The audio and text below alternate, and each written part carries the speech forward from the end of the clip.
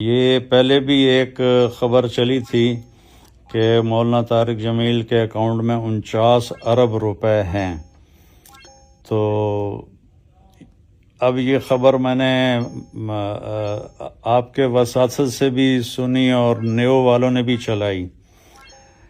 تو نہ تو میرے بیٹے کی کوئی ہاؤسنگ سکیم ہے، دروازہ کھلا ہے جو آئے تحقیق کرے، اور نہ میرے اکاؤنٹ میں کروڑوں روپے ہیں۔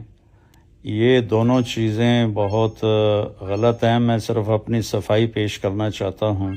اللہ تعالیٰ نے ایک اچھا بھرم بنایا ہوا ہے، اس میں کوئی صداقت نہیں ہے۔ مجھے 52 سال ہو گئے ہیں اللہ کے راستے میں چلتے ہوئے، تو میں نے اس عمر میں آ کے یہ کام کرنا ہوتا تو میری 52 سال کی محنت تو ساری زیرو ہو گئی۔ میرے منہ میں کبھی غلط لقمہ نہیں گیا، نہ میں نے بچوں کو کھلایا ہے، نہ کبھی اس طرح انفیئر مین کے ذریعے سے میں نے کوئی پیسہ بنایا ہے۔